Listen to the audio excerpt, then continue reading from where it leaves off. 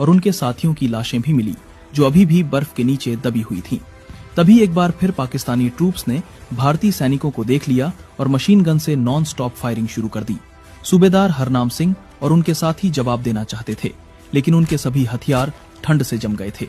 एक भी बंदूक काम नहीं कर रही थी। हरनाम सिंह समझ गए कि अगर वे आगे बढ़े तो पाकिस्तान उन्हें भी मार देगा। इसलिए उन्होंने रिस्क नहीं लिया और अपनी टुकड़ी के साथ सभी शहीद जवानों की लाशें लेकर वापस लौट आए।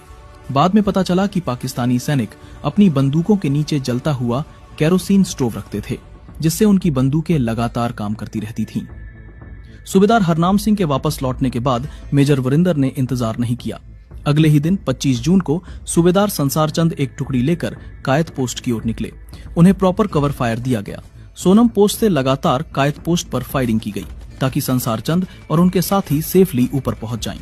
हैवी कवर फायर के साथ संसार चंद और उनकी टीम कायद पोस्ट के टॉप तक पहुंच गए, लेकिन जैसे ही वे अपने रेडियो से बेस कैंप से कनेक्ट करने गए, उन्होंने देखा कि रेडियो काम नहीं कर रहा था। बैटरी फ्रीज हो गई थी। संसार चंद मेजर वरिंदर से कनेक्ट नहीं कर पाए, जो केवल 100 मीटर की दूरी पर थे। कनेक्शन न होने के कारण एक बार फिर मिशन अबॉर्ट करना पड़ा और ये हमला भी फेल हो गया। 26 जून 1987 मिशन शुरू हुए 3 दिन बीत चुके थे। भारतीय सैनिक पूरी तरह थक चुके थे। इतनी ऊंचाई पर उनके पास न तो रहने के लिए शेल्टर था और न ही खाना। भूख प्यास से परेशान सैनिक बर्फ चाट कर अपनी प्यास बुझा रहे थे, लेकिन उनके मन में कायद पोस्ट को कैप्चर करने की एक जिद बैठ गई थी। इस ऊंचाई पर ज्यादा समय रहना खतरनाक था।